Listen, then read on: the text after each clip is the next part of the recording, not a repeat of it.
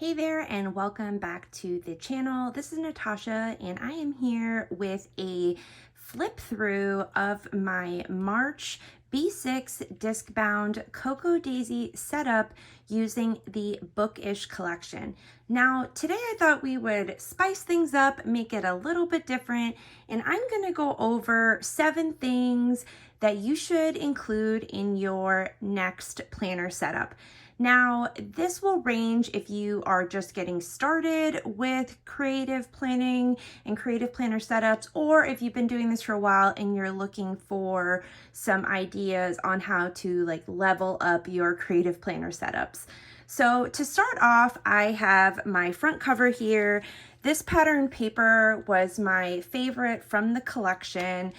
These pattern papers are from the main planner kit, and I took a variety of die cuts, also some of my favorite, and put them front and center. So that's one of the first things that I want to have you consider is how can you make your planner setup your own? I really love to put my favorite elements, if it's the pattern paper or a journal card, front and center in the cover of my planner. This way it's adding your own personal touch to your setup each month. And it's super fun because you kind of get to create a vibe for each month, and each planner setup almost has its own personality. And I think it's really cool that within the Cocoa Daisy community, we're all using the same collection, but our planner setups look a little bit different depending on what we need. Now, the next thing to consider in your planner setups is your monthly layout. Now, I like to have a dedicated section to goals for the month, and also I like to utilize this monthly calendar in different formats. I typically use Google Calendar as my overall for the month, but I like to think of different ways that I can use this in my planning. Now, this goes in hand with the second portion of what or our third thing to consider is how can you incorporate wellness, your mental health or your physical health into your planner system. So this month I am using the monthly layout here with the striped pages as a tracker for my mood and energy. Now I have created this kind of insert here, I guess a tip in almost, using one of the dashboards, and in the back here I have jotted down a color coding system. So my idea is that using the stamp set from the planner add-on kit, I'm going to go ahead and look at my notes from the week and go ahead and overall pick which one would represent the vibe of that week. And then that way I'm able to have a review of the month overall. Now you could want to use this for important dates, or maybe you can jot down a moment a day, but really think about how can you best use your monthly layout. And bonus tip for the third thing, can you incorporate wellness into your monthly setup or in another section of your planner?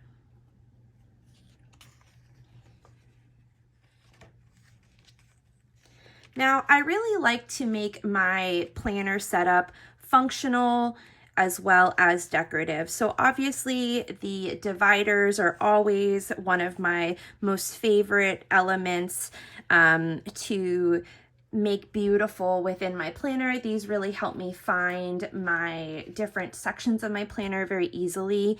I also like using journal cards to create kind of subsections.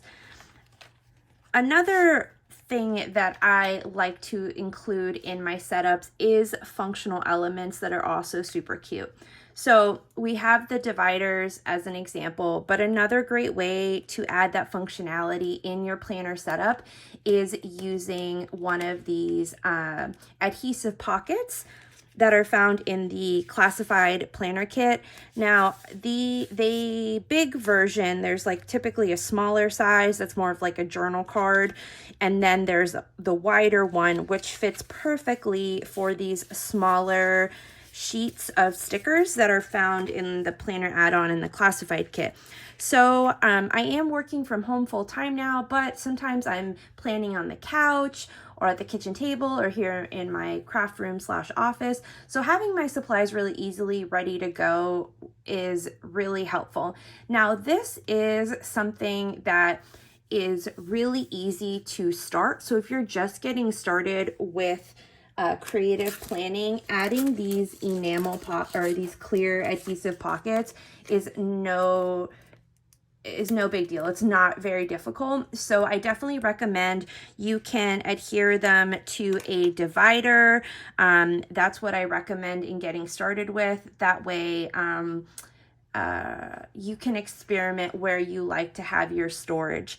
I've also used these adhesive pockets in a budget section, and I have kept receipts for the month inside my pocket. Next up, I want you to consider where you can house your lists. Now, I like to use the vertical weekly pages as a list section here. So I set it up for the week, and then each column here becomes a different list that I can reference. And this serves as my catch-all planner, so that really helps me out. Now, maybe your lists, you want to have them housed in your the graph paper in between the weeks. Think about where you want to include your lists. Or maybe you want to have a whole other separate section where you just keep an ongoing monthly to-do list. That would totally work, especially up in the front here. I've used it for goals, but on this notes page here, you could add your ongoing list as well for the month, which would be awesome. Next up to consider is having a daily parking lot. Now, I don't share my daily pages too much over on Instagram because, to be honest, they are not super glamorous or very cute. I am typically using these as just a parking lot to hold my ideas. Jotting down phone numbers, ideas, questions, things that I need to do for some of my clients. I recommend having a section in your planner where you can just go ahead and dump those ideas down on a daily basis. I think that this graph paper is really good for that in the daily section. That way you are not holding on to your thoughts and ideas and to-dos. You can offload that onto your planner setup and have that easily accessible. Now, if you're just getting started, you can really keep it pretty simple and just use pen and paper. The inserts are already beautifully decorated so that you can go ahead and just add pen, maybe a little decorative sticker element at the top here and for your headings, and then that's really all you need to do. Now, if you are more experienced in the creative planning sphere and you're looking at ways to level it up, I would say get creative with this graph piece of paper in your setup. You could definitely pre-set these up for the month ahead. Now, maybe you have a daily meditation or daily devotional or gratitude practice. This could be a really great place to set yourself up for success so that you have a place to offload not just your to-dos, but also your gratitude and your spiritual growth as well. So pre-planning in advance is something that you can definitely do once you have the hang of it. If you're getting started, just go ahead and using your Cocoa Daisy pen and some stickers and just enjoy the beautiful deco from the Bookish collection that's already there for you. Now, next up, I want to encourage you to think about inspiration throughout the month. There's always really inspiring quotes and artwork that is found throughout the collection. If that's in die cuts or journal cards, those are my favorites particularly, but you can also find them within the stickers. The Daisy add-on sticker kit has some really great inspiring messages. If you are of the Christian faith, probably the Bible sticker kit would really speak to you as well.